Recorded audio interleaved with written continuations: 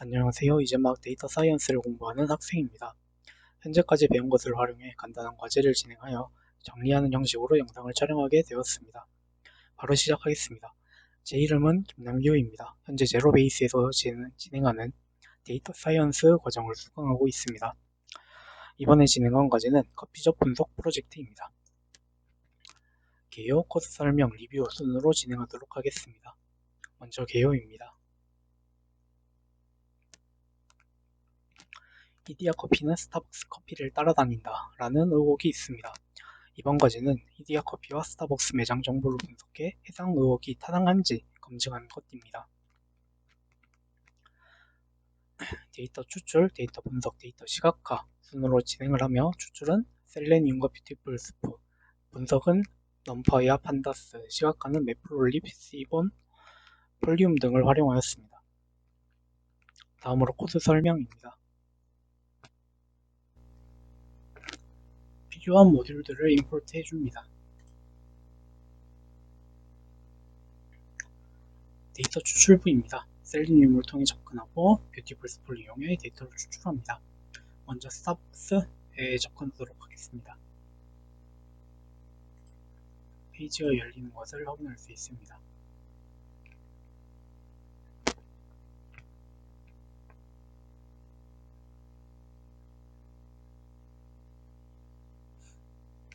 다음으로 서울을 선택해야 됩니다. 개발자 도구를 통해 태그를 확인해 줍니다. 태그를 확인하고 접근이 제대로 되는지 확인을 한 뒤 클릭을 통해 동작을 진행합니다. 방금과 마찬가지로 전체의 태그를 확인한 후 접근 테스트를 진행하고 클릭을 통해 진행합니다.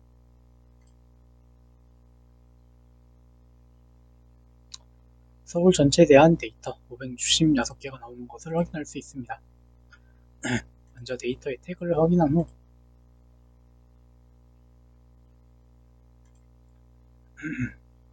li 태그와 하위의 리소스 디테일스의 데이터가 모두 들어있는 것을 확인할 수 있습니다.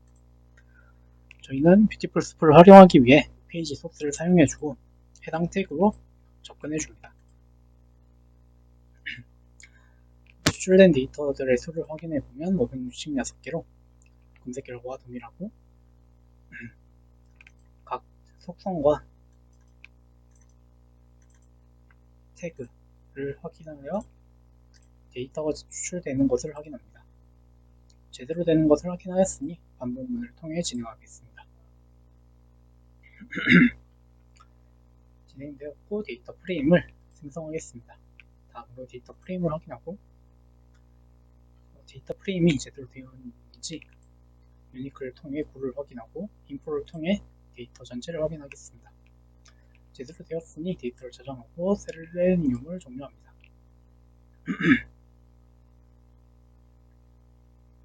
다음으로 EDI입니다. 방금과 마찬가지로 셀레니움을 통해 접근하도록 하겠습니다.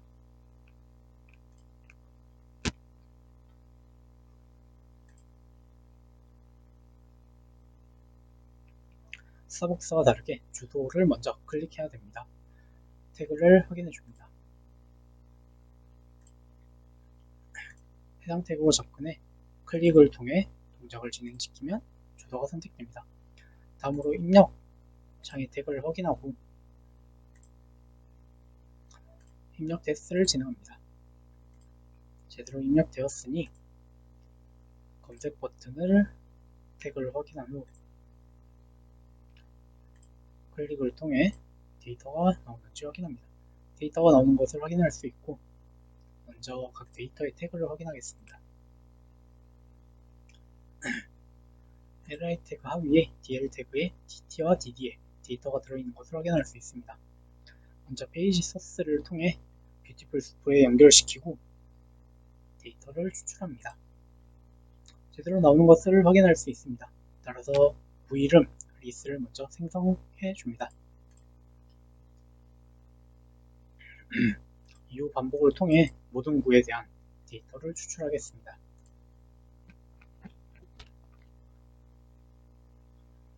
현재 이 상태에서 페이지를 보면 계속해서 바뀌는 모습을 볼 수 있습니다.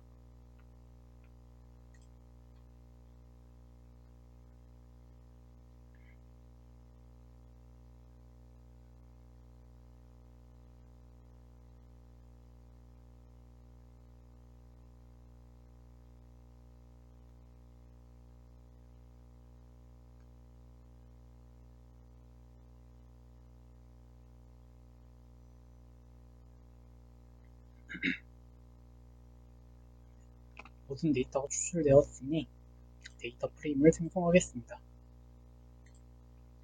스타벅스와 다르게 위도 경도가 없으므로 구글 맵스를 통해 가지고 오도록 하겠습니다. 지오코드를 통해 이디야 강남점 YMCA점 이디야 강남 YMCA점을 확인해보면 지오메트리의 로케이션에 위도와 경도가 있는 것을 확인할 수 있습니다. 따라서 다음과 같이 제대로 나오는지 확인해본 후 반복을 통해 모든 위도 경도를 가지고 옵니다. 데이터 프레임에 추가한 후 확인하면 제대로 나온 것을 확인할 수 있습니다. 다음으로 유니크를 통해 구가 25개인지 확인하고 인포를 통해 모든 데이터를 확인합니다. 근데 위도와 경도에 넌 데이터가 있는 경우가 있습니다. 따라서 해당 데이터들을 삭제시킵니다. 그리고 이 문제는 나중에 지도 시각화를 통해 제가 알게 된 부분이었는데 위도 경도가 서울이 아닌 매장이 있었습니다. 따라서 그 매장들은 서울이 아닌 것이기 때문에 현재 프로젝트에서는 그냥 바로 삭제를 시켰습니다. 따라서 서울의 위도 경도를 벗어나는 데이터들에 대해 삭제를 진행하였습니다. 인덱스를 리셋해주고 데이터를 확인해보면 제대로 들어가 있는 것을 확인할 수 있습니다. 데이터를 저장하고 셀레니움을 종료합니다.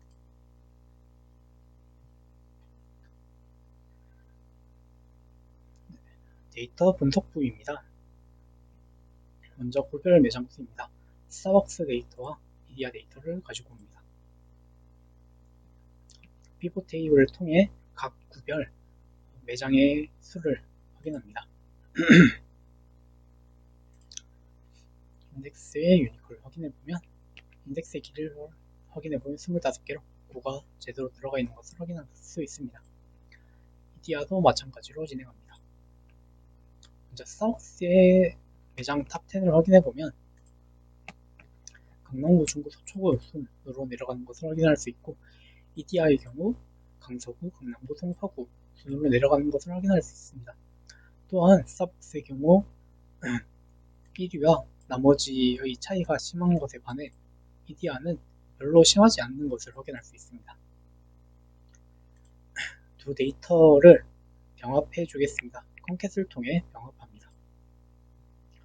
다음으로 구로 종료를 하면 강남구의 스타벅스와 이디야가 들어가 있는 것을 확인할 수 있습니다. 구 개수는 여전히 25개입니다. 해당 데이터를 저장하고 다음 데이터를 생성하도록 하겠습니다. 스타벅스 근처 이디야 매장의 수를 구해보도록 하겠습니다. 근처는 직선거리 300m 이하인 경우에 근처라고 판단을 내렸고 직선거리의 경우 위도와 경도를 통해 계산해 주었습니다. 우리나라 기준으로 1도는 88.8km, 1분은 1.48km, 1초는 25m입니다. 구글의 좌표의 경우 도 기준이며 저희가 사용한 것이 구글의 좌표이기 때문에 위도 경도의 차이에 88.8을 곱하게 되면 킬로미터로 환산되게 됩니다. 직선거리는 위도 경도의 거리차에 거리차를 이용해 피타고라스 정리로 구할 수 있습니다. 먼저 테스트를 해보겠습니다. 스타벅스의 첫 번째 데이터를 기준으로 근처 이디야 매장을 찾아보면 하나가 나오는 것을 확인할 수 있습니다. 반복문을 통해 처리하도록 하겠습니다. 566개 데이터로 스타벅스 매장 전체와 똑같은 수를 확인할 수 있습니다. 데이터를 추가해주고 저장하겠습니다. 다음으로 구별 매장 수 두 번째 데이터입니다. 이번에는 방금 전에 근처 이디야 수를 구한 데이터를 이용하도록 하겠습니다. 먼저 데이터를 읽어오고 피봇 테이블을 통해 스타벅스 매장의 총수, 총 이디야의 수, 평균 이디야의 수를 구별로 구해보도록 하겠습니다.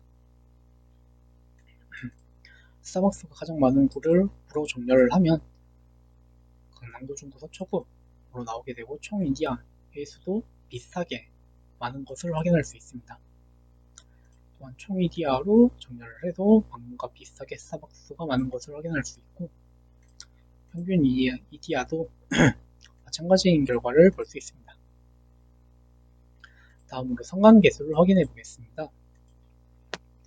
스타벅스와 총 EDR에 대한 양의 상관관계를 확인할 수 있었습니다. 데이터를 저장하겠습니다. 다음으로 시각화부입니다. 먼저 고별 커피 매장 비교를 해보겠습니다.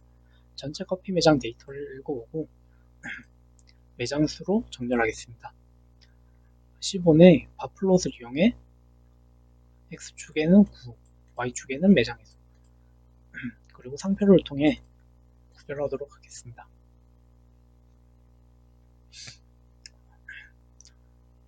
데이터를 통해 봤던 것과 마찬가지로 스타벅스의 경우 강남구가 압도적으로 많고 다른 구는 상대적으로 많이 적은 것을 확인할 수 있습니다. 그에 반해 EDR는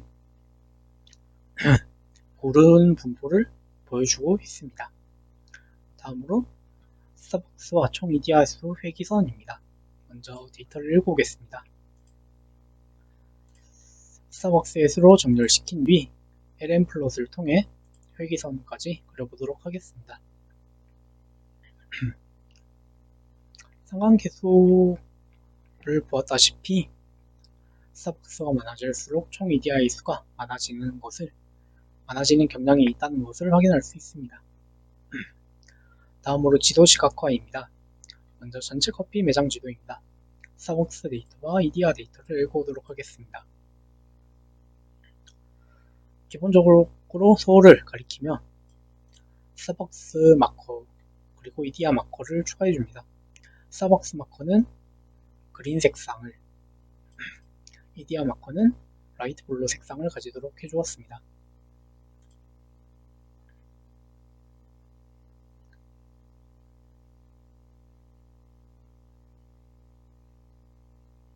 마커의 수가 많다 보니 렉이 조금 걸리긴 하는데, 먼저 전체적으로 보았을 때 EDR 매장의 수가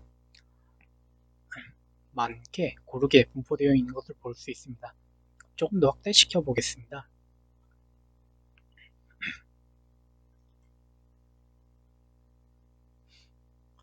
EDR 매장이 고르게 분포되어 있고 스타벅스 매장은 특정 구에 집중되어 있는 것을 확인할 수 있습니다.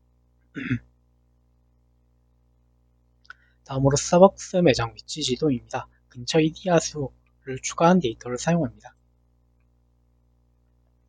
근처 EDR 매장으로 정렬을 해보면 종로구의 매장이 근처 EDR 수가 가장 많은 곳으로 나타납니다. 디스크라이브로 통계 정보를 확인해보면 근처 EDR의 중위수는 1, 75%는 2인 것을 확인할 수 있습니다.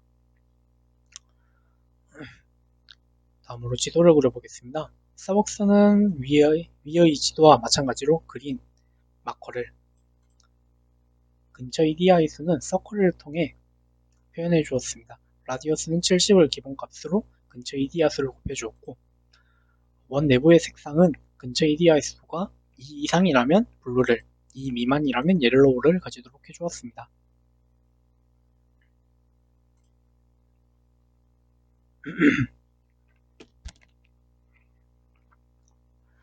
먼저 스타벅스만 보게 되면 특정 구에 집중된 것을 확인할 수 있습니다. 또한 대체적으로 근처 EDI 수가 많은 곳은 스타벅스가 밀집되어 있는 구간인 것을 확인할 수 있습니다.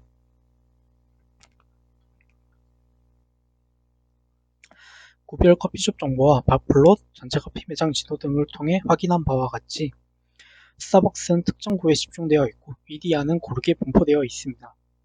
또한 스타벅스 매장 위치 지도를 통해 대체로 근처 EDI 수가 많은 곳은 스타벅스가 밀집한 곳이라는 것을 알 수 있었습니다. 따라서 다음과 같은 결론을 내게 되었습니다. EDR는 모든 구에 고르게 매장을 분포시키는 전략을, 스타벅스는 특정 구에 매장을 집중시키는 전략을 사용한 것으로 보입니다. 따라서 스타벅스 매장 근처에 EDR 매장이 많은 것은 EDR가 스타벅스 매장 위치 근처로 의도적으로 가는 것이 아니라 스타벅스가 고르게 많이 분포하다 보니 생기는 현상인 것 같습니다. 마지막으로 리뷰입니다. 과제를 정리하며 스스로 느낀 점들입니다. 먼저 좋았던 점으로는 배운 것을 최대한 활용했다는 점입니다.